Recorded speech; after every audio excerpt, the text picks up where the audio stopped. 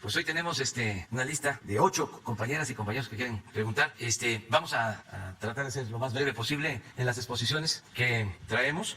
Pero también es importante, y estamos iniciando tarde la conferencia, la mañanera, porque también desde las 6 estamos tratando asuntos y se nos acumularon. Pero en fin, vamos a empezar con Rosa Isela Rodríguez, secretaria de Seguridad, que les va a dar a conocer, y esto desde luego a toda la población, sobre un plan para darle protección a candidatos, que no los amenacen, que no los agredan, que no los intimiden, que no los obliguen a declinar por amenazas, por intereses, por todo esto que se presenta en procesos electorales.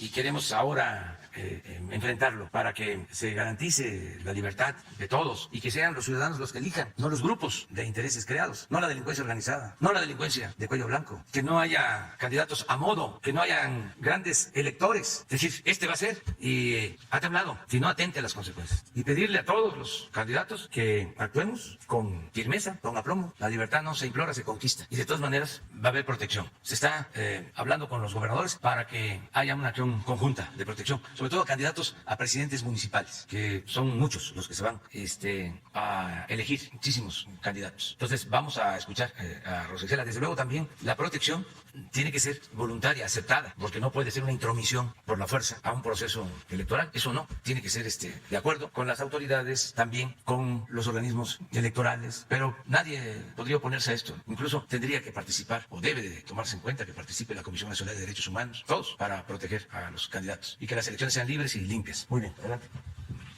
Con su permiso, señor presidente, licenciado Andrés Manuel López Obrador. Muy buenos días, tengan todas y todos ustedes. Así como lo dice el señor presidente, el día de hoy vamos a exponer la estrategia de protección de contexto electoral. Como sabemos, el próximo 6 de junio tendremos comicios en los que se elegirán 500 diputaciones federales, 15 gubernaturas, más de 1,900 presidencias municipales, 1,063 cargos en congresos locales y más de 17,000 entre regidurías, sindicaturas y concejales, en suma, más de 21,000 cargos. Es por eso que la Secretaría de Seguridad y Protección Ciudadana ha unido esfuerzos con la Secretaría de Gobernación, la Consejería Jurídica, la Unidad de Inteligencia Financiera y el Centro Nacional de Inteligencia para establecer una mesa de trabajo con el propósito de tomar las previsiones necesarias. El tema que más ocupa en la mesa de estrategia de protección de contexto electoral es el instruido por el señor presidente de México respecto de prevenir, sancionar la violencia política y proteger a candidatos o aspirantes amenazados por el crimen organizado y el crimen de cuello blanco. Se heredó el partido de la delincuencia organizada y la delincuencia de cuello blanco. Hubo regiones del país donde decidían los candidatos y buscan actualmente seguir controlando mediante campañas de miedo.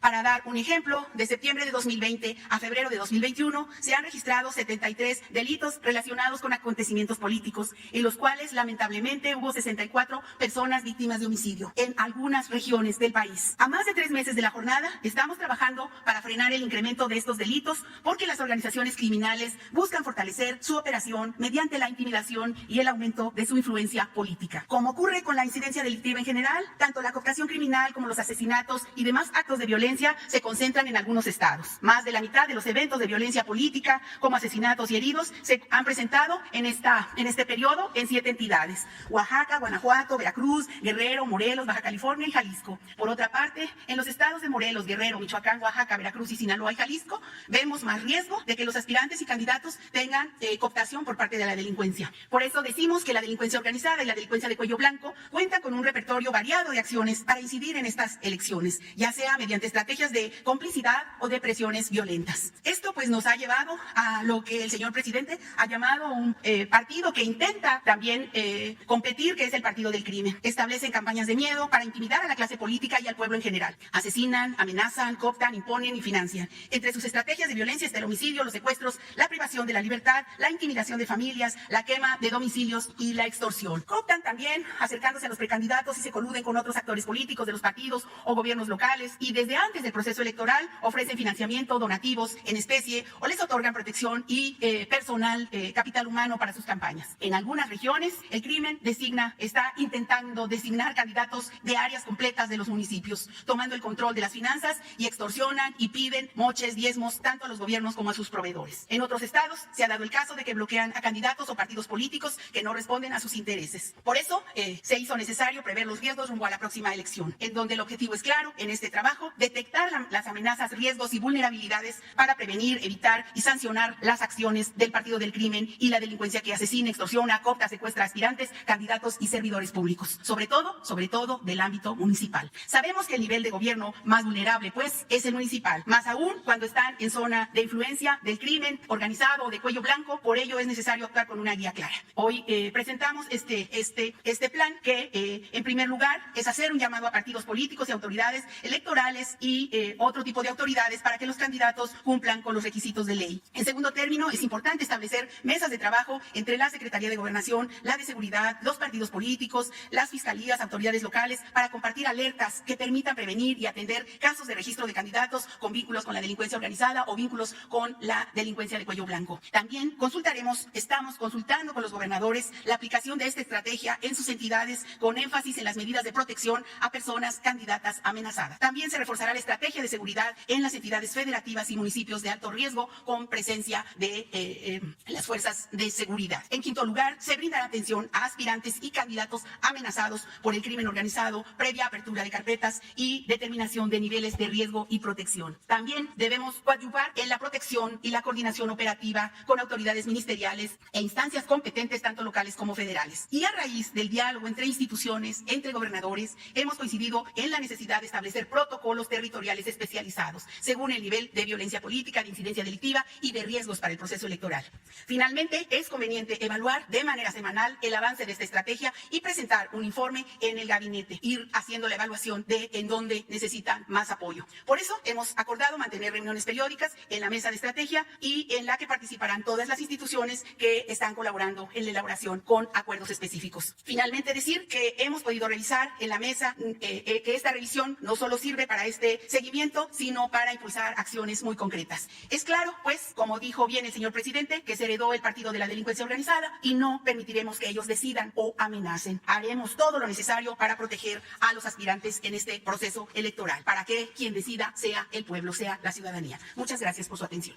La otra información que queremos transmitir es lo que se ha hecho en materia de desarrollo urbano y de vivienda en el tiempo que llevamos en el gobierno. Es muy importante el que se conozca cómo desde el gobierno federal se está rescatando a colonias marginadas de las ciudades, de ciudades fronterizas, ciudades turísticas, en donde hay un insultante contraste de hoteles de gran turismo de más de 5 estrellas y al mismo tiempo colonias sin servicios en el abandono. Entonces se está trabajando, interviniendo en esas colonias y se está llevando a cabo este programa en todo el país. Y también que se conozca cómo va el programa de vivienda, que es un programa amplio en beneficio de la gente más necesitada, que no tiene acceso a créditos para vivienda y que ahora tiene posibilidad de recibir apoyos para ampliar su vivienda, rehabilitarla o tener recursos para una vivienda nueva. Todo esto lo lleva a cabo, lo coordina la Secretaría de Desarrollo Urbano y nos ayuda mucho porque hay toda una transformación en el quehacer público del Infonavit. Ya se dijo basta al periodo de saqueo que se registró en el Infonavit, de corrupción en constructoras inmobiliarias, políticos, que dejó como saldo alrededor de 600,000 departamentos abandonados. 600,000 departamentos abandonados. Ese es el saldo de la corrupción del periodo neoliberal en materia de construcción de unidades habitacionales, solo con el propósito de lucro, de beneficiar a gente cercana al gobierno, a familiares de funcionarios públicos. Esto construyendo unidades habitacionales en zonas apartadas, en zonas de alto riesgo, en zonas donde no hay servicios públicos básicos, en zonas en donde nunca se pusieron escuelas, guarderías, centros de salud, donde no podía ir el trabajador y su familia a vivir. Aquí cerca, en el Estado de México, que de repente una fiebre de construcción de departamentos, unidades habitacionales allá, apartadas, conseguían los terrenos, los compraban a bajo precio por hectárea y luego los vendían a metro cuadrado, construían huevitos de 30 metros cuadrados, querían que trabajadores de la ciudad se fueran allá a vivir, cuando el trabajador, desgraciadamente, lamentablemente, a veces tarda 2-3 horas para llegar a su trabajo aquí en la Ciudad de México. Muchos de esos departamentos no fueron ocupados por lo mismo. Entonces, vamos a explicar esto. ¿Y qué se va a hacer? Porque tenemos que poner un punto final. Agreguen todo el coyotaje de abogados que compraban o despachos que compraban supuestamente las carteras vencidas y desalojaban a los trabajadores de sus departamentos. Todo eso ya se detuvo, no hay desalojos y tenemos programas para que la gente vaya regularizando su situación económica. Sobre esto vamos a hablar hoy. Entonces, empezamos con Román Meis. Muy buenos días, muchas gracias, señor presidente. Bueno, pues como comenta el señor presidente, vamos a hacer un resumen muy breve, muy preciso de lo que conforman las acciones del programa de mejoramiento urbano desde que inició la administración pública del señor presidente. En la primera lámina tenemos lo que es el resumen del 2019, primer año de gobierno. Tenemos un total de prácticamente 350 horas, casi 18,000 acciones de vivienda se realizaron, 5,000 acciones de regularización, de tenencia del suelo. Se estima haber logrado 70,000 empleos directos en lo que corresponde a la parte de las obras públicas, y la población beneficiada en el primer año fue del orden de 2 millones, más de 2 millones de personas beneficiadas, 2.3, esto considerando radios de influencia de 750 metros a 1,5 kilómetros de cada una de nuestras diferentes intervenciones, la población que habita en esos radios de influencia. El total de inversión que se realizó fue en el orden de casi 7,000 millones de pesos, y estamos hablando por arriba de 1 millón de metros cuadrados intervenidos, exactamente 1.1 millón de metros cuadrados intervenidos, y ponemos una comparativa de qué quiere decir esto. Son 55 veces la explanada del Zócalo de la Ciudad de México, es el tamaño de la intervención que se realizó. Son 24 municipios, son 11 estados de la República, y quisiera yo enfatizar, en este año hicimos pues mucho hincapié en la frontera norte. Trabajamos prácticamente en todas las ciudades más importantes de la frontera norte, y también nos enfocamos en lo que corresponde en algunas ciudades turísticas, como comentaba el señor presidente. Siguiente lámina. En lo que corresponde en el año pasado, el año 2020, cambiamos un poco la estrategia y ya no estuvimos operando tanto en la frontera norte, estuvimos más en lo que corresponde al centro-sur del país. Tenemos 128 obras, aquí son obras un poco más grandes, de mayor impacto, de mayor tamaño, de 13,000 acciones de vivienda a través de la Comisión Nacional de Vivienda, más de 2,000 acciones de regularización, más de 30,000 empleos directos solamente en la parte de las obras públicas. Los empleos generados en las acciones de vivienda son una población distinta de empleos, beneficiando a más de 1.5 millones de pobladores, igual en los mismos radios de 750 metros a 1,5 kilómetros en relación a cada una de las intervenciones. Prácticamente más de 1 millón de metros cuadrados, esto equivale a 50 veces la explanada del centro de la Ciudad de México, y casi 5,000 millones de pesos, 22 municipios, 10 estados de la República. Eso es, digamos, el cierre muy general de las acciones realizadas en este programa en el año pasado. Siguiente lámina. ¿Cuál es la proyección que tenemos este año? Este año, como anteriormente lo ha comentado el presidente de la República, es un programa que sirve dos funciones principalmente. Uno es mejorar la calidad de vida de la población de las colonias de mayor marginación a nivel nacional, ese es, digamos, el punto central, conformando equipamientos y espacios públicos que históricamente nunca han tenido estas colonias. Estamos hablando de parques deportivos, polideportivos, primarias, secundarias, preparatorias, mercados, centros para policías, estaciones de bomberos, rehabilitación de mercados públicos, centros históricos, corredores comerciales, etcétera, etcétera, etcétera. En primera fase, lo que corresponde a la fase 1 son los municipios y los estados que al día de hoy ya estamos arrancando obra pública, prácticamente en su gran mayoría ya estamos en cimentación. Ese es el estatus que tenemos al día de hoy. Es una fase que arrancó luego entrando el año. La fase número 2, estaremos pensando a finales de este mes y la primera semana de abril ya empezar estas obras en estos diferentes municipios. Y la fase 3 estaríamos viendo que sería la última fase del año, también una fase muy importante. Todas estas, digamos, acciones que estamos realizando este año toman en consideración poder reforzar 3 de los grandes proyectos del gobierno federal. Estamos hablando del aeropuerto Felipe Ángeles, lo que corresponde al corredor del Istmo de Tehuantepec y lo que es el corredor Maya. Pueden ver que estamos trabajando en los mismos municipios donde están estos proyectos, digamos, de incidencia federal, complementándolos con atendiendo a la población de mayor rezago, las comunidades de mayor rezago, con estos equipamientos, con esta infraestructura básica, con estas acciones de vivienda, y mencionar que también actualizamos los programas de desarrollo urbano, ordenamiento territorial de cada uno de los municipios, y tenemos 4 programas regionales, uno que ya está en su última etapa, que es el programa de desarrollo regional en las inmediaciones del aeropuerto Felipe Ángeles. Vamos a pronto, en 2 meses, ya iniciar los programas de desarrollo regional del Istmo, del corredor del Tren Maya y lo que corresponde el estado de Tabasco debido a las inundaciones que sufrió a principios de año. Estamos hablando de este año, 376 obras, 165,000 acciones de apoyo directo a las familias.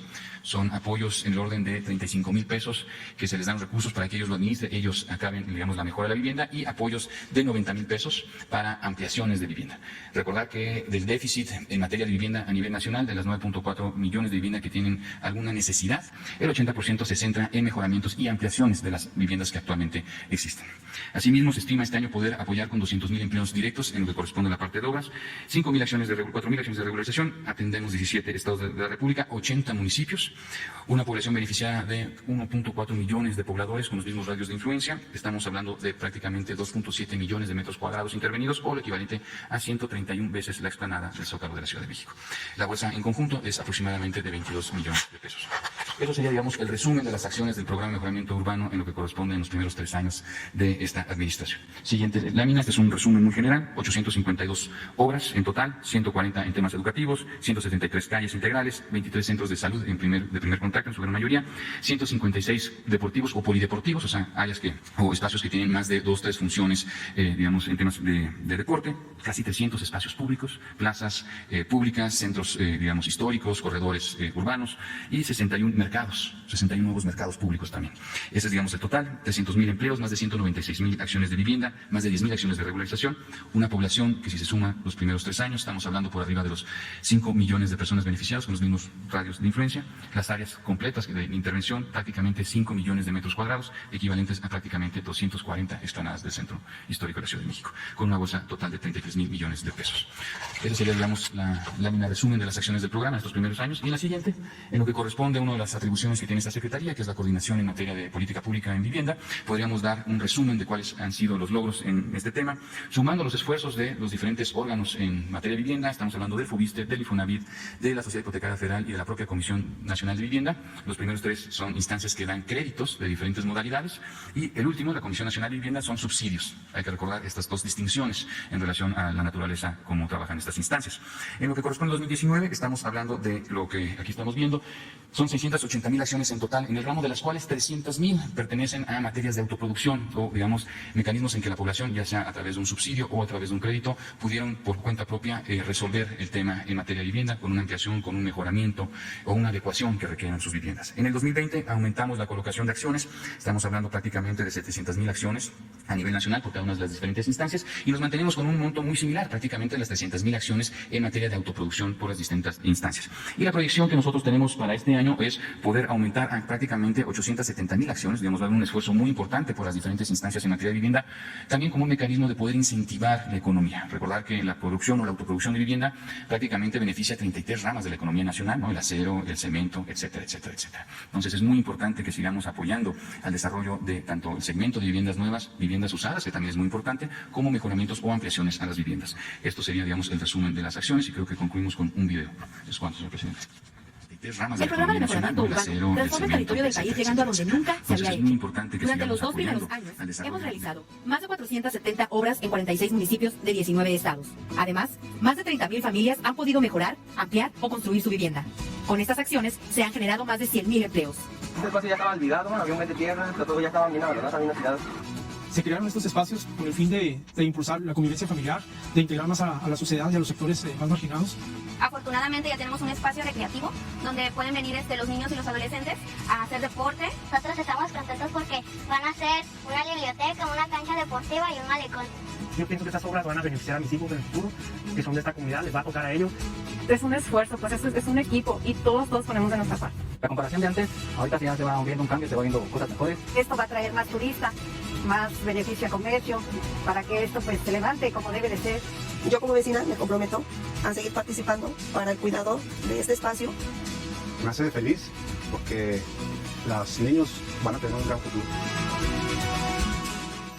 Gobierno de México. Muchas gracias, presidente. Con su permiso, presentarle a la opinión pública lo que hemos venido trabajando en el instituto. Como decía el presidente, desde que llegamos, agarramos 2 premisas que nos ha enseñado el presidente de la República. Por el bien de todos, primero los trabajadores que menos tienen y actuar siempre con honestidad y de cara al trabajador.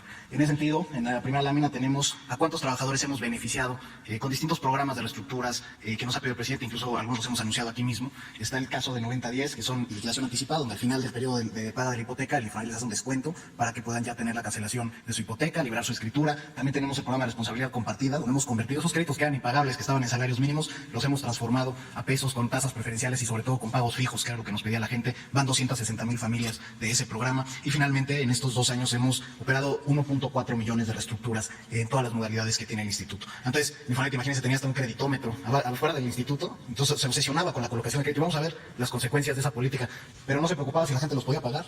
Nos estamos preocupando porque la gente efectivamente pueda pagar su crédito. Lo que Infonavit tiene que hacer es buscar que el trabajador sea propietario de su casa cuando quiera comprar, y para la propiedad necesita poder reestructurar esos créditos cuando tenga problemas de pago. Y se han hecho descuentos totales por 100,000 millones de pesos a los trabajadores del Infonavit. En el que sigue tenemos cuántos créditos hemos dado. En estos 2 años también hemos puesto énfasis en dar créditos tanto a la parte hipotecaria, y hemos orientado también los recursos para que el trabajador que ya tiene una vivienda existente, que necesite ser mejorada, ampliada, pueda tener recursos pues para mejorarla o para construir una nueva. Y por eso mismo se han otorgado 1 millón de créditos a los trabajadores de México, 676,000 en la parte hipotecaria y un poco más, casi 400,000 en la parte de mejora, construcción, ampliación de vivienda. Y sí señalar que la mayoría de los créditos van destinados precisamente a trabajadores que ganan menos de 12,000 pesos. Incluso eso está un poquito por abajo del promedio del salario registrado ante el Seguro Social. Y son trabajadores que normalmente no tienen acceso al sistema financiero, y por lo tanto el Infonavit es una institución, o debe ser así, de seguridad social, que los apoya a tener su vivienda, a construirla y que puedan formar un patrimonio. Vamos así, arrancamos muy bien 2021, por arriba de las metas. Eso desde diciembre empezamos a ver como un repunte en toda la actividad de la construcción, de colocación de créditos, y eso habla también de cómo la economía viene creciendo desde finales del año pasado. En la que sigue tenemos también recordar la reforma de la ley del Infonavit, que va a profundizar cosas que ya venimos transformando,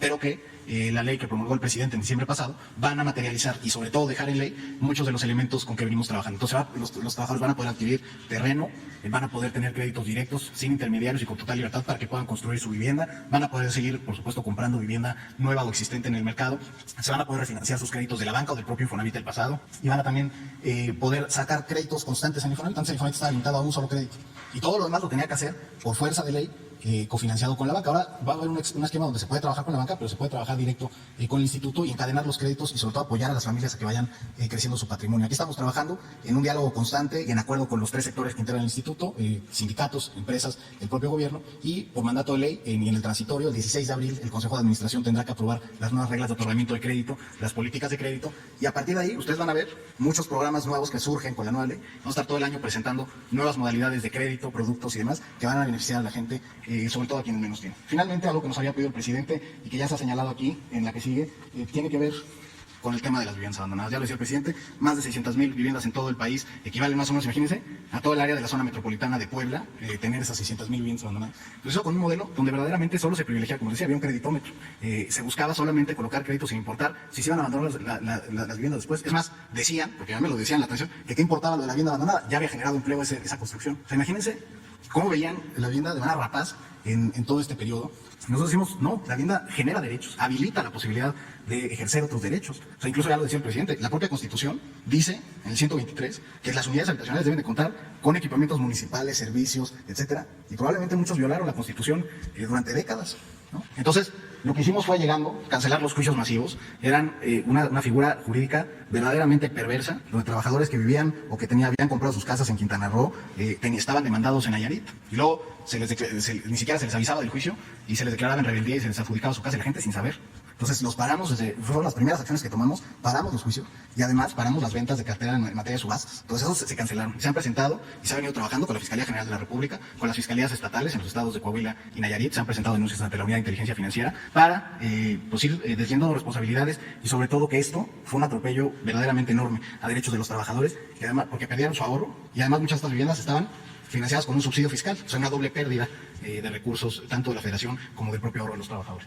¿Qué vamos a hacer? Bueno, ya estamos terminando de hacer las acciones judiciales, estamos planeando toda la ruta de qué sigue en lo jurídico. Es un asunto verdaderamente complejo, pero como decía el presidente, hay que poner el punto final. Hoy tenemos detectadas al menos 100,000 viviendas que se pueden recuperar. Esto es un panorama inicial. Creo que valdría la pena después detallar el programa y sobre todo con la posibilidad de, resolviendo lo jurídico, poder recuperar también más viviendas y señalar cuáles son aquellas que están, por ejemplo, en zonas de riesgo que ya no se pueden recuperar. O sea, simplemente porque la Ley General de Protección Civil indica que sería un delito recuperar o revender esas viviendas, ponen en riesgo a la población. Entonces, una vez que tengamos todo esto, vamos a ir detallando todos los pasos del programa, tanto en la parte jurídica, judicial y de responsabilidades, pero sobre todo lo que nos importa es también ya devolver a la gente todo esto, regenerarlo urbanamente, integrarlo a las tramas urbanas y que pueda verdaderamente ser motivo de desarrollo de las comunidades, ¿no? Esto era algo que teníamos pendiente informar. Con esto termino, presidente, y también tendríamos un video. Muchas gracias. A mí me nombran Jazmines y se me viene un fraccionamiento fantasma. Cuando nosotros nos entregaron este fraccionamiento dijeron que era para vivir dignamente.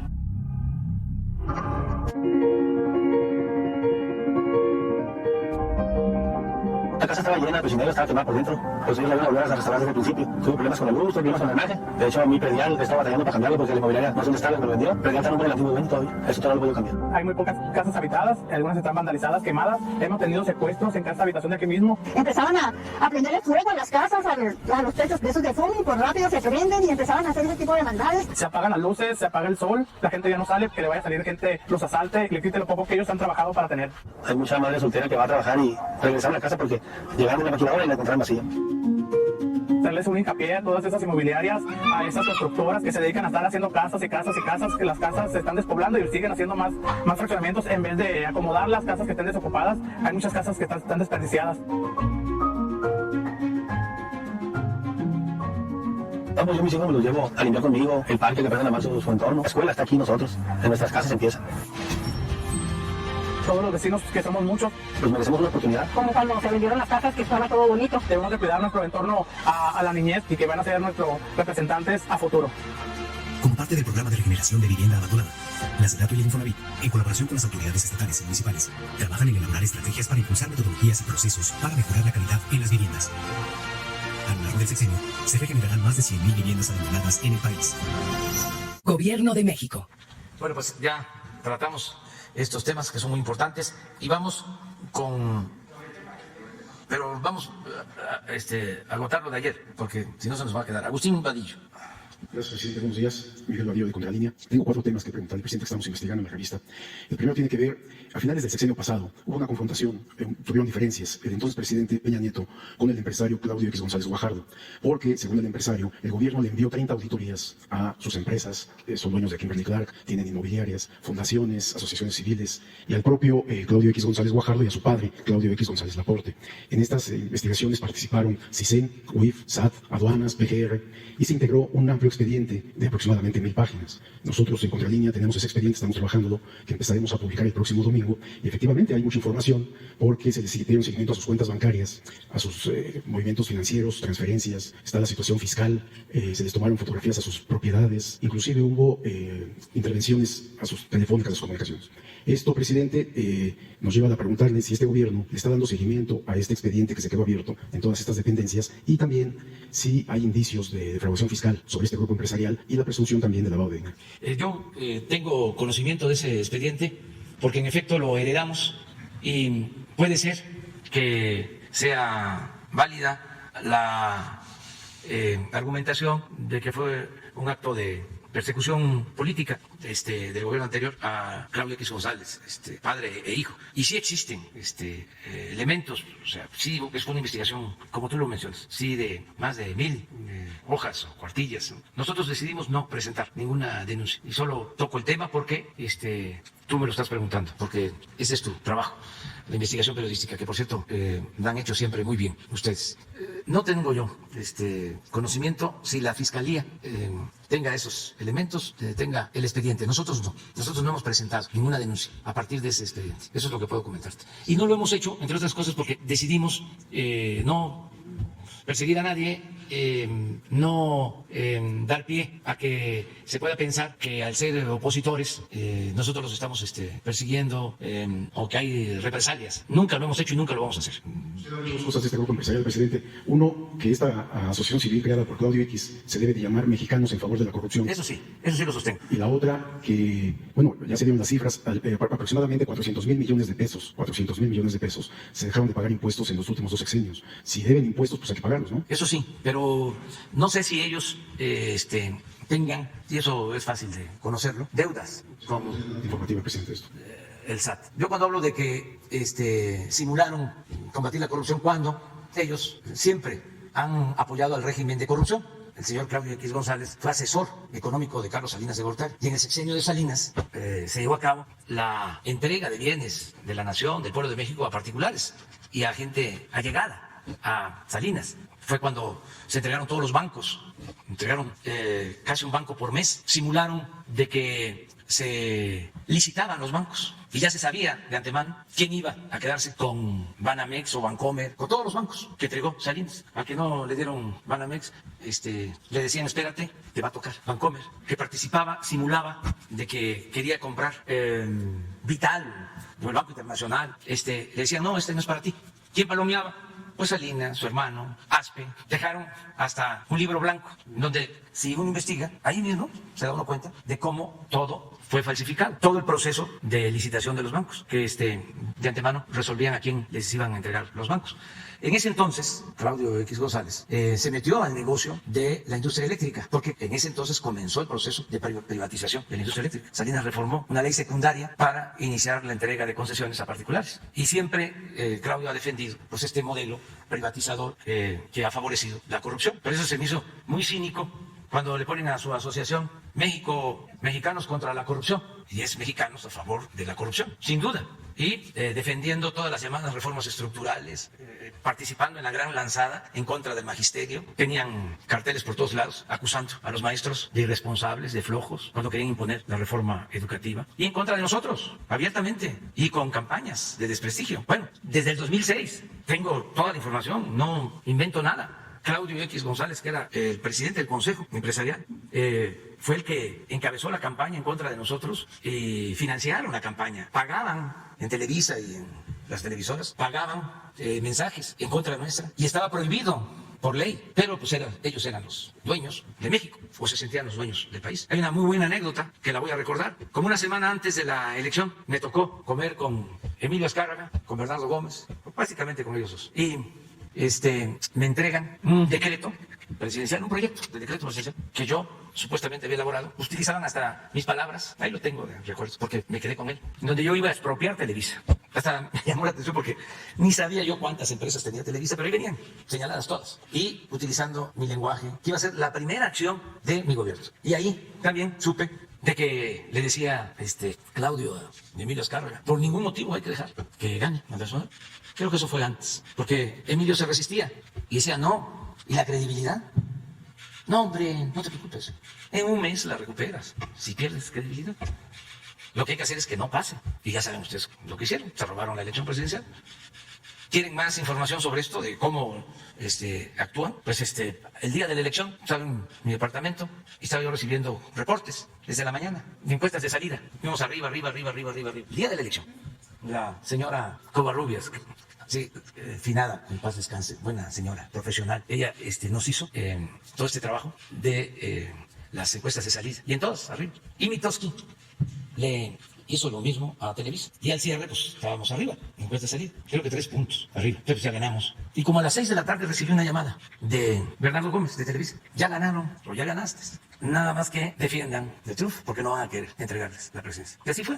Creo que después Calderón, en represalia, le sugirió a Bernardo de que se fuera del país, porque seguramente grabaron la llamada. Es interesante todo esto. Y entonces también fue cuando me dijo un campesino de La Laguna, ganaste, pero no saliste. Fue un gran fraude. Y en ese fraude estuvo Claudio X González. Esta investigación, presidente, que ordenó Peña, abarca desde el año 2000 al 2017, por eso es tan extensa. Pero sería bueno que la maestra Raquel Buenrostro nos diera una tarjeta informativa de la situación fiscal. Yo tengo datos de que al parecer había ahí una falta de pago de impuestos, pero de 50 millones. Me parece que es poco para este grupo, que es muy poderoso, son dueños de Kimberly Clark, tienen inmobiliarias, etcétera. Y en las operaciones que muestra el expediente se habla de triangulaciones de dinero que entra y sale del país, etcétera, etcétera. O sea, por lo menos se trata de operaciones que se le llaman sospechosas o relevantes. Sí, lo tiene que ver Raquel, y le pedimos que informe. Gracias. El segundo tema, usted ayer hablaba de la transparencia, de la importancia de la transparencia para la democracia, y hablaba también del debido proceso. En ese sentido, presidente, en la Fiscalía General de la República hay una carpeta de investigación que ordenó el doctor Jesús Manero sobre una organización de lavado de dinero muy importante que había en México, y en medio de esta investigación se solicitó la autorización de 2 jueces federales para la intervención de las comunicaciones de este grupo. Esto se otorgó, se intervinieron las llamadas, y en estas conversaciones que yo tuve oportunidad de leer el expediente, se señala lavado de dinero de hasta por 500,000 millones de pesos, presidente. Se habla de que habría complicidad de directivos de bancos como Banamex, Bancomer, Scotiabank, HSBC, Banorte, es mucho dinero, pues. También se mencionan algunos funcionarios gubernamentales, presidente. Se menciona al exsecretario de Hacienda, se menciona también funcionarios de aduanas, se menciona una funcionaria de la Unidad de Inteligencia Financiera. ¿Por qué se menciona? ¿Por qué lo mencionan ahí estas conversaciones? Pareciera que daban protección a esta organización. Obviamente se tratan de dichos, presidente, que esto habría que comprobarse, confirmarse. La pregunta aquí, presidente, es de si usted está enterado de esta investigación. Tiene más de año y medio que empezó. Y también si hay indicios, bueno, hay 7 agentes federales ya presos por este motivo. Es decir, en todos estos casos, nosotros confiamos en las investigaciones de la Fiscalía y partimos del principio de la autonomía, pero también de la honorabilidad del fiscal, de Alejandro Gertz Manero. Yo estoy seguro que él no va a tapar nada. que no va a proteger a nadie. En las instituciones, en todas, aquí, en el Ejecutivo, en la Presidencia, pues hay servidores públicos que actúan a veces de manera equivocada o indebida y tratan de proteger a alguien o de castigar indebidamente a alguien, de fabricarle un delito, de actuar de manera vengativa. Eso será. Pero si el responsable de la institución es una gente íntegra, eso ya es una garantía. Puede ser que no se sepan cosas, que se hagan abajo. Por eso yo no descarto que lo que sucedió con la Auditoría Superior de la Federación se haya armado abajo, porque son equipos que vienen de tiempo atrás y que el auditor no revisó adecuadamente. O sea, no puedo asegurar que él actuó de mala fe. No descarto el que, como se dice coloquialmente, le haya metido un gol. Porque eso pasa, sucede. Hay que estar viendo papeles para que no se cometan actos indebidos. Entonces, en el caso de la Fiscalía, le tengo confianza a Alejandro Germanero y si hay estas investigaciones, se les va a dar su curso, seguramente. No va Alejandro a terminar de tapadera, no va a terminar su vida pública como encubridor, como cómplice. No, lo conozco, sé que va a trascender por lo que es con su característica de ser un hombre recto, íntegro. Entonces hay que esperar, nada más. Yo entiendo de la autonomía de la Fiscalía y también el debido proceso, pero sería bueno, ya lleva año y medio de investigación, que tal vez pudiera haber alguna nota informativa. Me parece que es un tema relevante que la sociedad debería de conocer, presidente. Sí, que se informe. Miren, yo no estoy de acuerdo, sobre todo cuando se trata de servidores públicos, tiene que haber transparencia. Ahí, sin duda, lo del debido proceso debe quedar en segundo plano y se debe de privilegiar la transparencia cuando se trata de delitos presuntamente cometidos por servidores públicos. El servidor público corrupto, ratero, hace más daño a la sociedad que el ladrón callejero, porque es el representante de la sociedad. El otro actúa de manera individual. Claro que es delincuente, pero el servidor público que traiciona la confianza del ciudadano y roba, es doblemente responsable. O sea, por robar y por traicionar la confianza del ciudadano. Entonces, no es lo mismo. Entonces, ¿por qué acudir a esto del debido proceso y ocultar información y la transparencia donde quiera? Yo estoy convocando a un debate sobre este tema, a todos, porque no es casual que en el periodo de más saqueo en la historia de México se haya establecido esto del debido proceso. Como no es casual de que reformaron el Código Penal durante el gobierno de Salinas para que la corrupción no se considerara como delito grave. Imagínense, más de 20 años con impunidad legal, pero además simulando que se combatía la corrupción. Bueno, creando estos institutos mexicanos contra la corrupción, cuando no era delito grave la corrupción, porque Salinas, el jefe de todos ellos, cuando menos en lo político, en lo ideológico, porque es el salinismo como política. Se fue Salinas, pero Zedillo siguió con lo mismo. Salió Zedillo y Fox siguió con lo mismo. Se fue Fox, Calderón siguió con el salinismo como política. Las privatizaciones, favorecer a las empresas extranjeras, esto que vimos ayer de Odebrecht. ¿Quién dio la autorización para que se firmara ese contrato leonino en contra de la hacienda pública? Calderón. Y con Peña Nieto pues, sigue el salinismo como política. Entonces, toda esta simulación debe de desaparecer y acabar con la corrupción. Y repito, cuando menos en el caso de servidores públicos, tiene que haber transparencia completa. Nada de guardar la información. Lo que hicieron, crearon el Instituto de la Transparencia. Eso fue el colmo. Y su primera decisión importante de ese instituto, que no voy a dejar de decir que cuesta 1.000 millones de pesos, y no es que yo tenga animadversión porque solicitan un día sí y otro también hasta cuánto papel sanitario se consume en el Palacio y en particular en el departamento donde vivo. Cuesta 1.000 millones de pesos mantener ese organismo. Bueno, su primera decisión fue reservar los nombres de los grandes empresarios a los que se les condonó impuestos durante el gobierno de Fox. Esa fue su primera decisión del Instituto de la Transparencia. Más simulación que eso, ya nada, ya no hay. Ese instituto también reservó la información de Odebrecht. Entonces, hablando de Odebrecht, presidente, estuve aquí también ayer y escuché la explicación, pero ¿qué pasó con los funcionarios que cometieron este ilícito de otorgar este tipo de contratos? Entiendo que fue en 2010, ¿se les está siguiendo proceso penal? ¿Hay una denuncia? ¿O ya prescribió porque ha pasado mucho tiempo, presidente? Eso no sabemos, no podría yo contestar, pero sí existe una denuncia sobre este tema que se presentó en la Fiscalía. Y yo recuerdo también que en el caso de que hubiese responsabilidad del presidente Calderón o en otros casos de otros expresidentes, va a haber una consulta, que no hay que olvidarlo, en este año, en el mes de agosto, y se va a preguntar a todos los ciudadanos si se inician procesos de conformidad con el marco legal, respetándoles su derecho a la defensa en contra de los expresidentes. Eso ya fue aprobado tanto por el Poder Legislativo como por el Poder Judicial. Hay que esperar. En este tema de Pemex, presidente, desde que salió dejó la Secretaría General Carlos Romero Deschamps del Sindicato Petrolero, está de vacaciones. Desde la Dirección General de Pemex se ha hecho trámite, o se le ha pedido a la Dirección Corporativa y Administrativa de Pemex que tramiten la jubilación de este líder sindical. Él ha contestado que se mantendrá en vacaciones hasta el año 2024. Y el motivo y la razón es porque durante los 27 años que fue líder sindical no tomó vacaciones, no trabajaba, pero dice que tampoco tomó vacaciones. Y que entonces, sumado todos esos años en vacaciones, permisos, con goce de sueldo, días económicos, etcétera, acumulando todo eso, pues no va a dejar de ser trabajador en activo de Pemex hasta el año 2024 y se va a mantener de vacaciones. ¿Por qué 2024, presidente? Porque es cuando este gobierno termina. Entonces, este líder octogenario no dudo que pretenda regresar al sindicato una vez que este gobierno concluya. La pregunta aquí es ¿por qué se permite? Eso no lo sabía yo. ¿Por qué no se jubila? Que esa era la justificación. No lo conocí, no sabía yo de eso. Entonces sí voy a pedir que se actúe.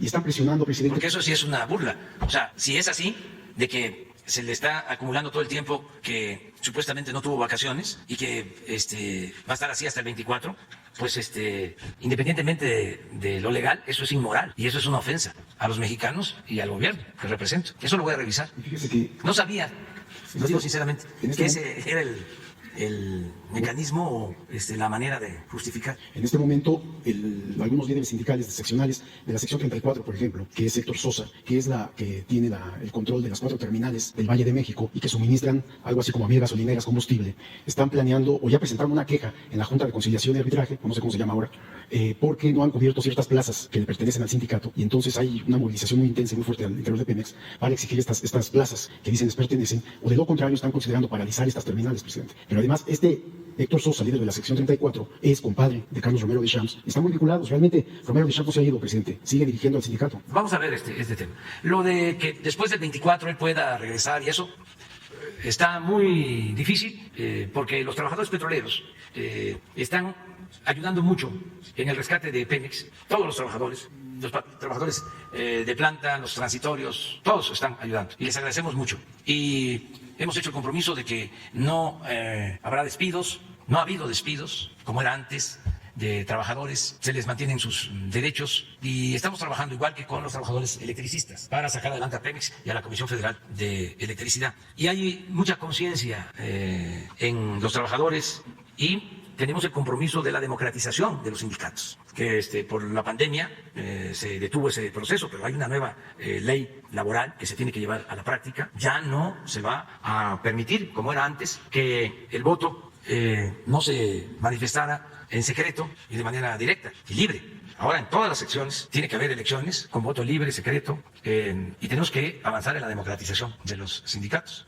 Acerca de algún incumplimiento al contrato, pues hay instancias legales. Nosotros no aceptamos ya presión, como era antes. ¿Qué pasó cuando el escándalo de corrupción de que los dirigentes de Pemex, de los trabajadores de Pemex, del sindicato, entregaron dinero para una campaña de un partido? Se demostró, llevaron dinero en efectivo, en bolsas, en camionetas de transporte de valores a ese partido. Y es una denuncia. Viene el gobierno de Fox, el gobierno llamado del Cambio, y estaba la denuncia y se había demostrado de que se había utilizado ese dinero para la campaña. ¿De Francisco García? Sí. ¿Qué sucedió?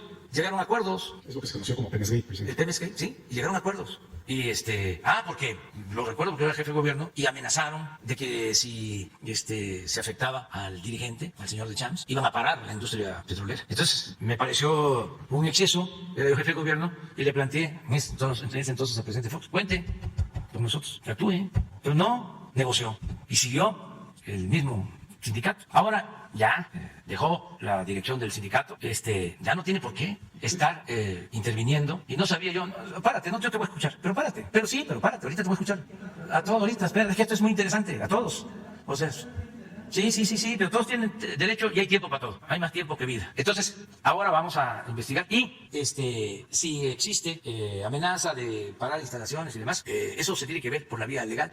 ¿Cómo se ha abierto expediente a Romero Deschamps en el enriquecimiento de este líder? Es que no hay denuncias sobre enriquecimiento. Es público. Sí, pero no hay denuncia. Y proviene de dinero de las cuotas de los trabajadores y también proviene de dinero que la empresa, de acuerdo con los acuerdos entre... Yo pedí información a la Fiscalía, si había denuncias sobre esto, al parecer no hay denuncias, al menos hasta hace, ¿cuándo salió? El del sindicato. Pero eso lo tiene que ver la Fiscalía. Presidente, en enero y febrero, hablando de Pemex, se destinaron algo así como 32,000 millones de pesos para pagarle a proveedores de Pemex, de bienes y servicios, pero son atrasados, que vienen del gobierno de Peña, sobre todo, creo que hay hasta del gobierno de Calderón, y supongo que en los últimos 2 años. Y algunos proveedores se han quejado que se les está pidiendo comisiones, presidente. No se trata ya del 10, el famoso 10%, que se les está pidiendo desde el 20 hasta el 30% de comisiones para que cobren su... Eso es algo relativamente sencillo. Que denuncien, que presenten pruebas y no solo se destituye al funcionario. Ahí sí, hay denuncia penal. O sea, nada más quiero, además, no hace falta mucho trámite. Que me dirijan a mí el escrito y que me presenten las pruebas. Presidente, aprovechando que está la secretaria Rosa Isela, le encargó hace 2 semanas lo del caso de los refugios de esta comisión Unidos contra la Trata, que en agosto pasado 2 niños fueron violados, abusados sexualmente por otros 2 adolescentes de este mismo lugar, y le había encargado a la secretaria que revisara el caso. Se trata de un asunto pues muy delicado, pues, porque estos niños ya vienen de ser víctimas de explotación sexual, laboral, esclavitud. Los meten en estos refugios sin ninguna protección, sin ninguna atención especializada. Es una asociación civil que dirige Rocío Orozco, y en la presidencia del consejo está bueno, no me acuerdo, es un empresario. El punto acá es por qué no se ha revisado estos refugios, presidente. No hay atención, no hay revisión, no hay auditorías. Sería bueno que el SAT, que la UIF revisaran las cuentas de estas personas, porque se está explotando y usando a los niños, presidente. A ver, Rosy. Sí, efectivamente, nosotros llevamos una mesa, Miguel Vadillo, llevamos una mesa con las autoridades del Estado de México, porque efectivamente allá fue donde se levantó la denuncia, en donde también está participando el DIF de la Ciudad de México. También estamos, digamos, en la atención a los niños de ese refugio y pues siguiendo, digamos, los pasos que tienen que ver con la investigación que está en manos de autoridades del Estado de México. Pero sí, efectivamente, hay una investigación y está en la cancha de las autoridades competentes. Y digamos que hay una investigación que sí está en lo que hemos visto nosotros, apegada a derecho, por parte del fiscal estatal, ya él tomó el caso y le vamos a dar seguimiento. Y efectivamente, como bien dice usted, sí hay atención especial sobre ese y otros albergues a partir de este delito, de la comisión de este delito que usted señala. Pero sí, efectivamente, solamente está referido a la atención especial de los niños que fueron, a los que se les cometieron delitos, que son víctimas de delitos. Entonces, hay una atención especial para este caso. Secretaria, está todo fabricado. Los delitos se cometieron en Coajimalpa, en el refugio de Coajimalpa, y mañosamente lo llevaron al Estado de México para tener control sobre este proceso. De hecho, son 2 expedientes. Uno de ellos, la violación del niño de 9 años, ya fue sobreseído. Y el otro expediente están tratando de que se libere al otro niño. Todo se está haciendo para que los directivos de esta comisión Unidos contra la Trata no tengan responsabilidad. No, bueno, en la parte del sobreseimiento de una de las, de las carpetas de investigación, quiero decir que este caso efectivamente se está llevando en el Estado de México, pero que sí hay un seguimiento por parte nuestra. En segundo lugar, nosotros sí estamos viendo la realidad de que sí ocurrieron los delitos. O sea, no está sobreseído el caso. No, sí se le está dando seguimiento, Miguel. Bien, gracias. Y me acaba de decir Jesús de que a las 6 tienen una cita con la secretaria de Gobernación. Muy bien, muy bien. Sí, para que les atiendan. Sí, gracias. Gracias, a ver, está la lista, pero hay un compañero que vino aquí a postrarse. A ver, adelante, vamos a darle oportunidad. Buenos días, disculpe que me haya... Adelante. Vengo de Tamaulipas, es muy difícil que de Tamaulipas vengamos para acá los periodistas y pues yo tengo solamente una vez participación, entonces si lo que estaba pasando pues me iba a ir sin poder tomar la palabra. Y pues era parte del tema, aunque traigo muchos porque muchos ciudadanos están confiando en su servidor, igualmente que confían en usted, y pues tengo muchos temas, pero ahorita que hablamos del tema del partido de la delincuencia organizada y la delincuencia del cuello blanco, pues es lo que nos está pasando en Tamaulipas desde hace muchos años, con los gobernadores que están en la cárcel, Tomás Yarrington, Eugenio Hernández, Egidio, que no entró porque está protegiendo el otro que está por entrar, ¿verdad? Que está, ahora sí que nos tiene un estado ingobernable. Sí, el domingo pasado, él solo se organizó una marcha en favor de que el gobierno que usted representa, pues no lo esté victimizando, porque él es inocente. Ni siquiera lo acusaron del huachicol, es lo último que ha dicho, sí, pero está la pandemia muy fuerte en el país y en el mundo, y resulta que él, ese día, lo abren para que Ciudad Victoria, la capital del estado, los 5,000 que dicen que estuvieron ahí presentes, la mayoría empleados del estado, se expusieran a todo el estado a la pandemia, a la epidemia del COVID, ¿verdad? Esa es una cosa, pero la ingobernabilidad se demuestra por todos lados. Él llegó a la gubernatura apoyado por esta delincuencia organizada, por esta delincuencia del cuello blanco. Si usted recuerda, usted visitó el municipio de Hidalgo, ahí está un grupo armado. Este grupo armado lo recibieron a usted, pero cuando lo reciben a usted, él dice, es un grupo de delincuentes, que usted se va a reunir en Tamaulipas con un grupo de delincuentes, que antes eran sus amigos y ahora ya no porque son amigos suyos, ¿sí? Pero tienen controlado varios municipios, y ellos ponen a los presidentes municipales, y la líder de ellos es una diputada local, Noemí Estrella Leal, y hace y deshace en el Estado, en esta área. A la Guardia Nacional la han vejado, le han quitado sus insignias. Ellos no van allí si no van primeramente a hablar con ella. Por eso yo decía la otra vez, tuvo que tocar la puerta para poder entrar. Y luego dijeron que Ricardo Peralta, el de Gobernación, lo había puesto a usted en manos del crimen organizado. Sí, esta gente se evitaron que los candidatos del PRD pudieran participar, del PRI pudieran participar, pero ellos levantaron la mano a Cabeza de Vaca. Cabeza de Vaca, el domingo que tenía la gente marchando en su favor, tenía a grupos de policías del Estado protestando por las vejaciones que hace contra de ellos, porque tampoco no tienen dinero para la comida. Se quejaban los policías, ni dinero para comer, comen muy poquito, ¿sí? Y no les dan sus viáticos. Entonces se protestaban. Y mientras eso pasaba también, venían unos diputados locales viajando de la frontera en jets del extranjero, rentados en el extranjero. Esa es la forma en que está gobernando Tamaulipas. O sea, es una forma de ingobernabilidad, porque a los tamaulipecos ya no queremos eso, ya estamos hartos de eso. Nosotros quisiéramos ver de qué manera se puede solicitar el estado de ingobernabilidad, ya sea que usted lo haga o que los ciudadanos tuviéramos que hacerlo. De esos temas, ¿verdad? Es una de las preguntas. Bueno, si me da la oportunidad. Mira, ya sobre este caso hay un proceso iniciado que es el más legal, el que establece la Constitución para llevar a cabo un juicio en contra de una autoridad. Es una investigación que inicia la Fiscalía. Si se trata de una autoridad que tiene fuero, la Fiscalía tiene que solicitar, en este caso a la Cámara de Diputados, para que se le suspenda el fuero y ya esa autoridad pueda ser juzgada por los delitos que le señala la Fiscalía. Existe la controversia, pero eso lo van a resolver también los legisladores, los jueces. Si una vez que se decida sobre la procedencia del desafuero, si hay elementos para hacerlo y se decide que haya desafuero, si el expediente se va al Congreso local, a Tamaulipas, y ahí deciden, o de manera directa, la Fiscalía envía el expediente al juez, que es el que va a resolver en definitiva. Ese es el procedimiento. Eso ya está iniciado en caso de Tamaulipas. Nosotros vamos a ser respetuosos de ese procedimiento. Y lo único que quiero dejar claro, desde el principio lo expresé, es de que nosotros no fabricamos delitos en contra de nadie. Como también no somos tapadera de nadie. No vamos a encubrir a nadie.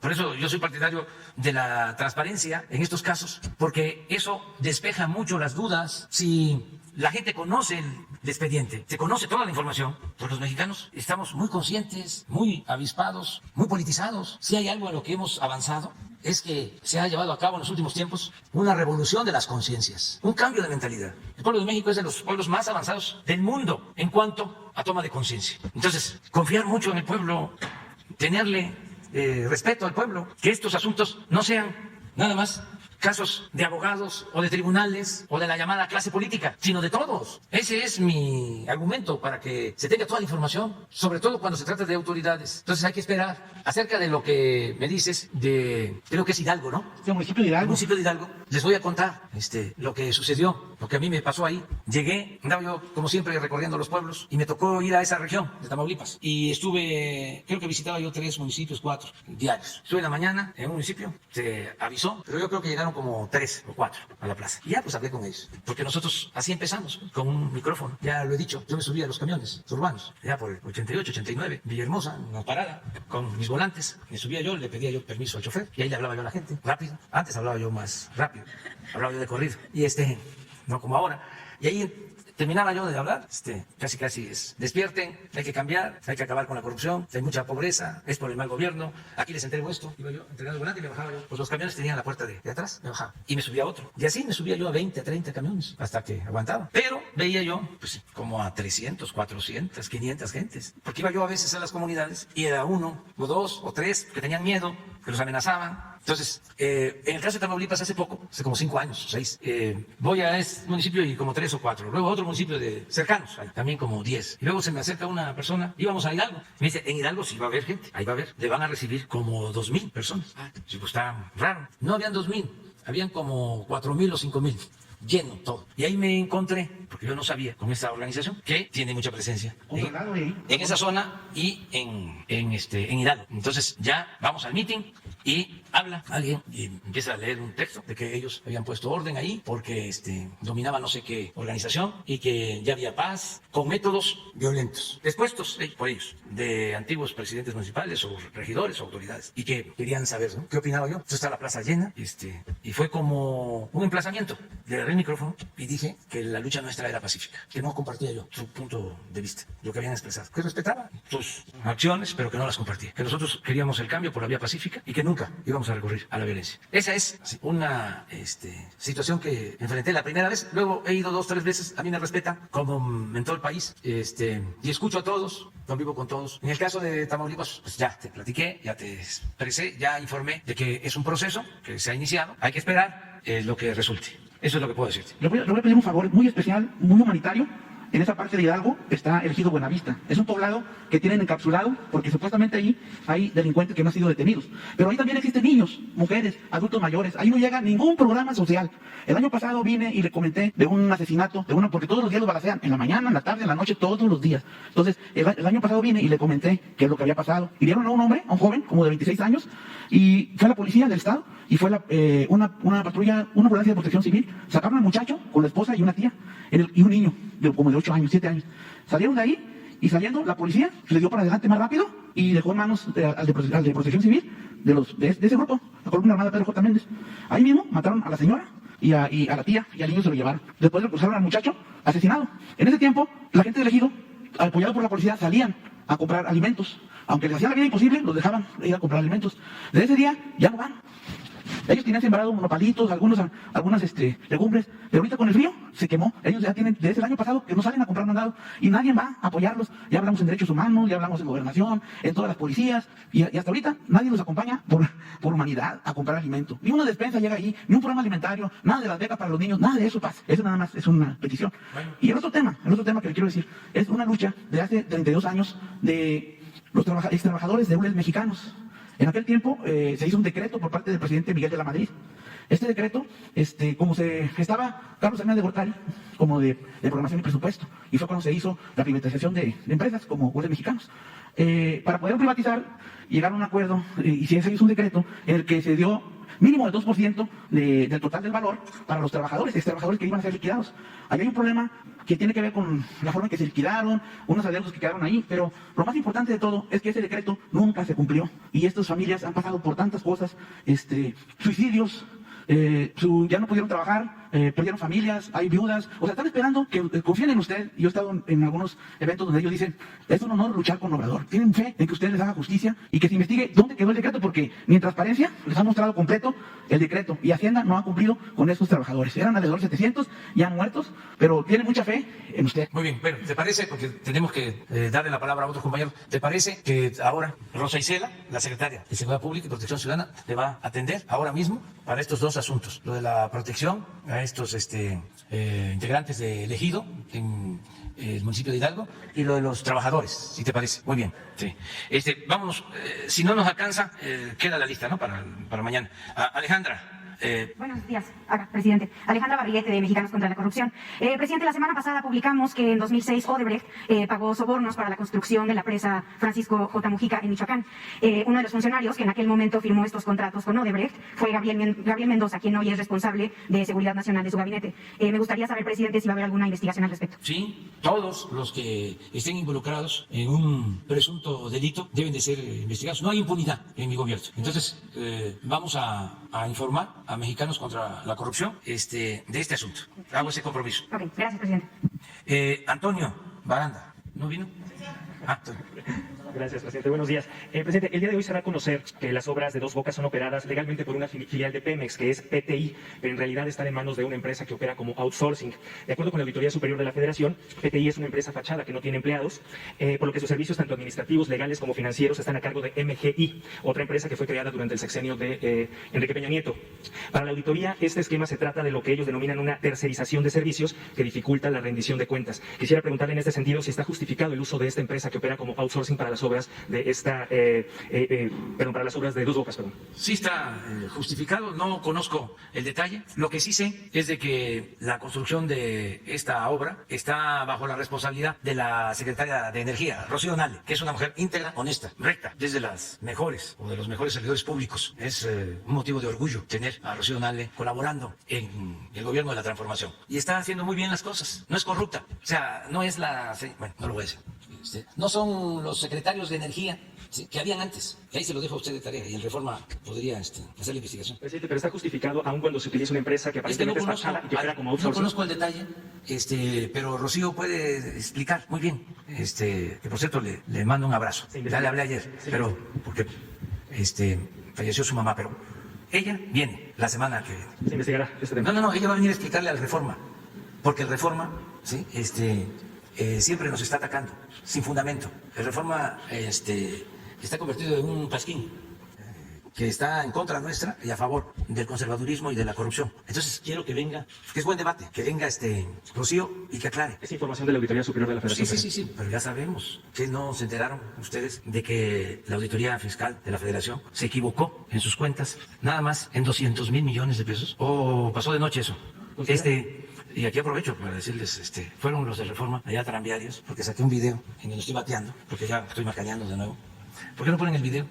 Y fueron a hacer el gran reportaje, creo que hasta en primera plana lo pusieron, en donde entrevistan a Guerrita, el administrador del Deportivo. Dice, no, ni viene aquí, y solo camina. Pues también camino, pues, para calentar. Le doy 10 vueltas a todo el campo, y corro, y cacho, y agarro rolas, y bateo, macaneo. Pero, ¿no tienes el video?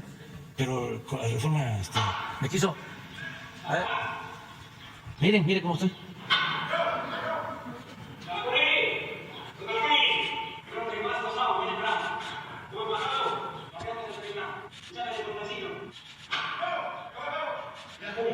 Tengan para que aprendan. Pero fueron al día siguiente, fíjense el periodismo del Reforma. O sea, es un asunto excesivo, extremista. Al día siguiente van al Deportivo y entrevistan al administrador, que si era cierto que yo bateaba. Y Guerrita les dice, pues sí, viene aquí a caminar, también juega. Entonces, al día siguiente el Reforma solo camina. Pero yo creo que sí fue 8, ¿no estuvo en la primera página? ¿En la primera plana? En la nota, sí. A ver, pon el periódico. En el portal. Pero no es contigo, ¿eh? Tú mereces todo nuestro respeto, ¿sí? Todo nuestro respeto. Regresando al tema de Dos Bocas, presidente, ¿entonces considera que hubo equivocaciones también de la auditoría en este tema? Seguramente. Pero yo ya no quiero solo tratar ese tema, el de la auditoría. Lo que quiero es que Rocío explique lo que se está haciendo en Dos Bocas y que le informe a la gente y al mismo tiempo utilice el derecho de réplica contra el Reforma. Porque constantemente, todos los días, bueno, estoy hablando del béisbol, pero en todo. Entonces, como este es un asunto interesante, importante, porque es una insinuación de que puede haber corrupción, o de cuando menos un mal procedimiento que viola la norma, es exactamente lo que se maneja en la prensa vendida o alquilada, en el AMPA del periodismo, la máxima esa de que la calumnia, cuando no mancha, tizna. Entonces, hay que actuar con ética, con mucho profesionalismo, con objetividad. Y esto no solo es un asunto de Reforma, pues tiene que ver con el Universal, tiene que ver con la mayoría de los medios de información, con honrosas excepciones. Y no solo con los de México. Ayer el New York Times se lanza en contra de nosotros, hablando de que estamos en contra de las mujeres. Es el New York Times, pues no tiene ética. Y así también el Wall Street Journal y el País, ya ni hablar de España. O sea, hace falta también una revisión, desde luego autocrítica, sobre el comportamiento de los medios, o sea, la falta de profesionalismo, y que no estén dominados ni por el poder económico ni por el poder político, que los medios le sirvan a la sociedad, lo más cercano que se pueda al pueblo y lo más distante que se pueda del poder político, pero también del poder económico, porque esos grandes periódicos mundiales no dejan de estar vinculados a intereses creados, a intereses económicos. Entonces se requiere que haya ética y que se tenga respeto por los ciudadanos, que haya honestidad en el manejo de los medios. O sea, ya sabemos que los del Reforma pues no están de acuerdo con nosotros, además es un timbre de orgullo. Si el Reforma estuviese alabándonos, estaría yo preocupado, porque pues ese es un periódico conservador de siempre. Surgió con Salinas, él es defensor de la política neoliberal. Él está en contra, por eso, ese periódico, de lo que nosotros representamos, de la transformación que queremos llevar a cabo y acabar con la corrupción en México, de que no haya injusticias, de que se fortalezcan valores, que no haya el doble discurso, la hipocresía de decir una cosa y hacer otra. Eso que es muy común en el conservadurismo. Entonces, por eso es, pero no es contra ti. Tú estás haciendo tu trabajo y a ti te vamos a respetar siempre. Y si yo te hablo a ti, lo hago porque tú representas el periódico, pero no es contra ti, es contra los machuchones, contra los camajanes. Y si me permite un segundo tema, hace unos días se dio a conocer que en el Consulado de México en San Antonio se dio una matrícula consular a una ministra, Esquivel. Preguntarle si ya se tiene avances en estas investigaciones del órgano interno de control de la Cancillería, qué es lo que sucedió, si está justificado que se le haya dado esta matrícula consular a la ministra. Ya informó ayer Relaciones y tengo entendido de que ya envió una carta la ministra al Reforma. A ver, ¿no la publicaron? Pero a ver si la publicaron en Reforma. ¿Y qué dice? Vamos. Ella argumenta que su esposo tiene una propiedad en San Antonio, que por ese motivo pidió esta matrícula. Sin embargo, este documento se expide básicamente a personas que son residentes de ese lugar. En este caso, quería preguntarle si está justificado que se le haya dado esa matrícula precisamente por esa razón. Hay que verlo con Relaciones Exteriores, si corresponde a ellos atender este asunto. Pero sí aclaró, ¿no? Sí, claro. Sí. Pero hay que transparentar todo, que la vida pública sea cada vez más pública. Y solo si me permite un último tema, presidente. El día de ayer la secretaria recibió a Tudor, una persona señalada de ser líder de una red rumana, una mafia rumana de clonación de tarjetas. Preguntarle a la secretaria particularmente qué es lo que habló con esa persona, qué le dijo, y si está justificado que una persona que es investigada por autoridades mexicanas, incluso extranjeras en Estados Unidos, sea recibido por una secretaria de Estado en este caso, ¿no? Sí, cumpliendo instrucciones, como aquí se dijo, recibimos al ciudadano de origen rumano Florian Tudor. Lo que hablamos solamente es, lo que hicimos es darle una audiencia para escuchar todo lo que él quería expresar. Al final, después de que él hizo sus alegatos, que él hizo una exposición general, donde hay documentos, muchos de los cuales son públicos, lo escuchamos y le dimos la fecha para la audiencia, para la garantía de audiencia que tiene con la UIF, y eso fue todo. Los documentos que él entregó están en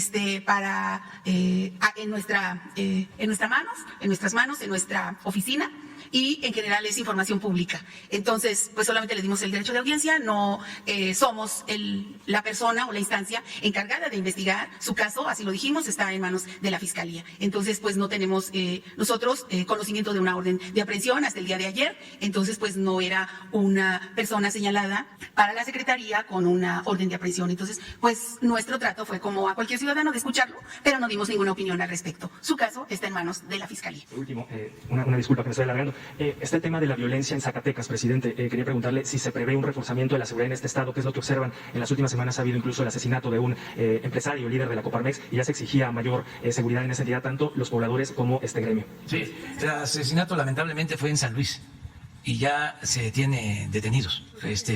¿Mande? Sí, primero eso. La Fiscalía lo resuelve, ¿no? Pero fue en San Luis. En Zacatecas yo estuve el fin de semana y, en efecto, han crecido mucho los homicidios y por eso hice el compromiso de reforzar la presencia de Guardia Nacional en Zacatecas, en Jalisco, en Guanajuato y en Michoacán. Aquí les expliqué de cómo en estos 4 estados hay un crecimiento en la incidencia delictiva, en especial en homicidios, y les hablé de la diferencia de otros 4 estados de esa misma región, Sinaloa, Durango, Nayarit y Baja California Sur, en donde hay una baja en la incidencia delictiva y en particular en homicidios. Sí, pero es una cuestión más excepcional lo de San Luis, o sea, donde el registro de homicidios es mayor en los últimos tiempos es Zacatecas. Sí. Y desde luego, el primer lugar lo tiene Guanajuato, desde hace ya algún tiempo. Y Jalisco y Michoacán. Y ahí estamos trabajando en eso, básicamente. Sí. Bueno, pero ya, ahora sí. Mañana, miren. Desde luego. Sí salieron. ¿Las tienen? Miren eso, como si fuese una gran noticia. No más llego a caminar, no bateo, ya es que ya no macaneo. Estoy bateando arriba de 300. Temporada post-COVID. Pero es nada más mostrar hasta dónde.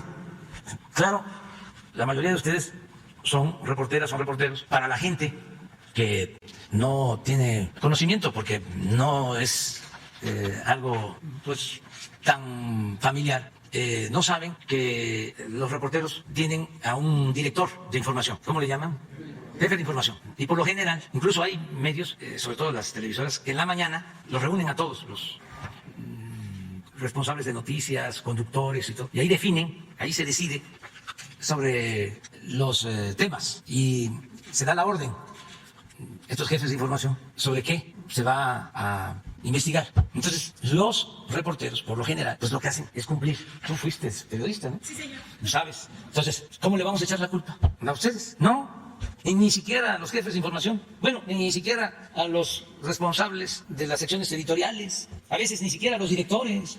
Porque arriba están los dueños. Porque es muy poco el periodismo en México que no está vinculado a empresas. Predomina el periodismo empresarial. Entonces, es muy injusto pues que se le culpe a un periodista, pues tiene que cumplir con su trabajo. Al contrario, el periodista corre riesgos, es el que enfrenta a los inconformes, a los que se sienten ofendidos. Y los de arriba ni se despeinan. Los de menos arriba ni se despeinan. Nada más si acaso denle otra vuelta a la tuerca, apriétenle más, a ver si afloja, pero dan la orden arriba y ahí se viene en cascada. Entonces, ese periodismo empresarial, pues, es el que, no todos, incluso, no ven con buenos ojos la transformación. Pero no solo es porque dejaron de recibir publicidad o ya no reciben lo que se les daba antes. Porque si antes en general recibían 12,000 millones de pesos en publicidad, pues ahora son 3,000, ¿no? 2,000. Pero no es eso, no es eso. Son los negocios. Porque en los contratos de obra, por ejemplo, en el caso del reclusorio o de los reclusorios estos, ahí están dueños de medios. ¿Qué hacen los dueños de medios metidos en la construcción de reclusorios? ¿Qué hacen los dueños de medios trabajando para Pemex, con contratos para Pemex? ¿Qué hacen los dueños de los medios con plantas generadoras de electricidad? Pues claro, que ahora que se aprobó la reforma eléctrica, pues esos medios están en contra de nosotros. Pero a todos les ofrezco disculpa, porque nosotros tenemos que defender, es nuestro trabajo, a los ciudadanos, defender la hacienda pública, el dinero del presupuesto que es dinero de todos. Para eso nos eligieron, no para mantener la corrupción. Eso ya pasó. Entonces, y así vamos a seguir, porque lo otro sería una traición, sería traicionar al pueblo. Entonces, que nos entendamos y que además podamos con mucho respeto mantener el debate, que es muy bueno, muy bueno. Y no aspiramos nosotros a silenciar a nadie, no hay censura. Ponía yo el ejemplo de cómo un joven rapero en España hace una canción, cuestiona al rey y supuestamente exalta al terrorismo y a la cárcel. Eso nosotros no lo vamos a hacer aquí. Libertad a todos. ¿Y cuál es el límite? Pues el que uno mismo se ponga. Porque cuando alguien es grosero y se pasa, se le revierte. Más en nuestro país, que la gente es muy respetuosa. Entonces, es autolimitarnos, nada más. Lo que hacían los liberales cuando se proponían reformas o leyes mordazas, decían, la prensa se regula con la prensa. O sea, entre nosotros mismos. Ahora que viene el Día Internacional de las Mujeres, hablaba también del ejemplo de España.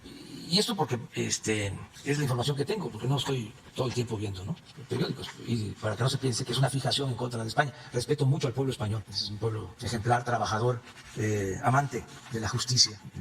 No, me refiero a autoridades, a la llamada clase política, porque eso no solo es de un país, es de todos. Esto de que en el periódico El País nos critica que porque estamos en contra del feminismo, en contra de las mujeres, pues no, nosotros respetamos mucho a las mujeres, siempre lo hemos hecho, hemos defendido a las mujeres, somos precursores en la defensa y el respeto a las mujeres. Pero el conservadurismo que anda buscando cómo nos etiqueta de algo, quieren proyectar esa imagen de nosotros, ¿no?, de mala fe. Esto del New York Times de ayer, que no he leído la nota, pero en primera plana, ¿no lo tienes ahí? Imagínense, pero ¿no les parece un exceso? Pero en el caso del País, les dijimos ayer, en España, ahora que se va a conmemorar el aniversario de la lucha de las mujeres, ya se prohibió el que se movilicen. No pueden movilizarse más de 600 mujeres en Madrid. Aquí no, aquí bienvenidas al Zócalo o a las plazas, a ejercer su derecho de manifestación, a ejercer las libertades de todos, de mujeres y de hombres. Y es distinto. Nosotros estamos construyendo una auténtica democracia. Nada que tenga que ver con el autoritarismo, con las dictaduras. Esa también es una diferencia entre el pensamiento conservador y el pensamiento liberal. Los conservadores son muy autoritarios, represores. No quiero decir más cosas, pero son muy dados al uso de la fuerza, la mano dura. ¿Se acuerdan cómo decían antes? Que no les iba a temblar la mano, caiga quien caiga. Y la guerra, en vez de atender las causas de la violencia, se pusieron a enfrentar la violencia con la violencia, como si se pudiese apagar el fuego con el fuego, como si se pudiese enfrentar el mal con el mal. Que el mal hay que enfrentarlo haciendo el bien, y la paz y la tranquilidad son frutos de la justicia. Hay una un hecho. Una vez este señor que fue gobernador de Coahuila, que fueron 2 hermanos, Moreira, pero el primero, Humberto, sacó un video que ahí debe estar en las redes sociales, donde llega Calderón, entrando, y todavía era gobernador Moreira, llega a Coahuila, y dice Moreira que lo recibe y entre las cosas que le pregunta Calderón es sobre la delincuencia y sobre alguien en particular. Y dice Moreira que la respuesta de Calderón fue: lo voy a poner en orden. Y dice Moreira: me diste miedo, Felipe. Me diste miedo. Imagínense, cuando vi yo, hasta ahí lo dejo para el otro capítulo. Iba a hablar de Pani, que era muy amigo de Obregón, y le dijeron en una ocasión, hay una investigación muy buena sobre eso, es cierto, está documentado, ¿no? ¿Cómo se llamaba Pani? Alberto. Lo remodeló, sí. Fue el que fue secretario de Hacienda, y le dice un amigo: oiga, si usted es tan cercano al presidente Obregón, ¿por qué no es presidente? Búsquela. Y le contesta Pani: no puedo yo ser presidente, porque para ser presidente se necesita mandar a matar, y yo no podría hacerlo.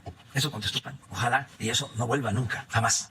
El autoritarismo, las malas entrañas en los funcionarios, en las autoridades. Ojalá y eso desaparezca para siempre. Ese afán autoritario.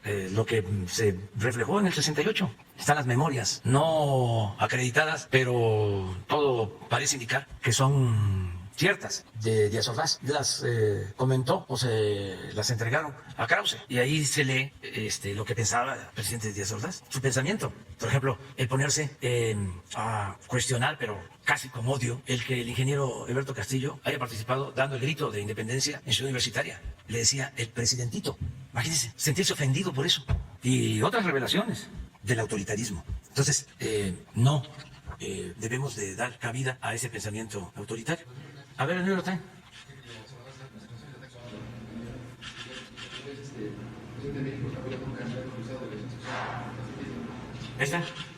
Esto es lo de Félix, ¿no? Sí. El New York Times. También, en estos casos, ¿quién firma? ¿Es el corresponsal? Sí, también. Es que toman partido.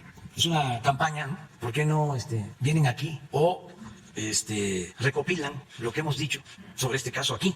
De que tienen que resolver los ciudadanos de Guerrero, las mujeres y los hombres de Guerrero, de que si hay una acusación, pues una autoridad tiene que juzgar, que no pueden haber linchamientos políticos. No sabrán en el New York Times de que Félix hace 2 años y medio fue electo senador de Guerrero y que es exactamente ahora que está participando, buscando ser candidato, cuando surge todo este escándalo. ¿Qué no saben los del New York Times de que el acusador principal de Félix fue el ex procurador de Guerrero, del gobierno del PRI? O sea, no investigan, calumnian.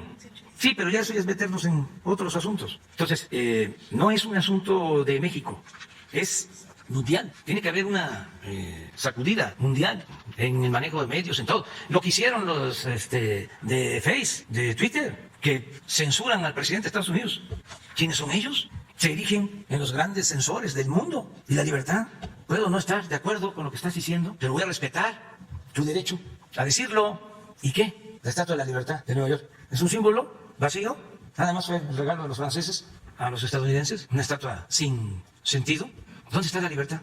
Entonces no es nada más México, son temas importantes a nivel mundial para que no se vaya a pensar que nada más es el Reforma. Bueno, nos vemos. Miren, quedó Carlos Calzada, Alberto Morales, Hans Salazar, Diego Cedillo y Rodolfo Montes.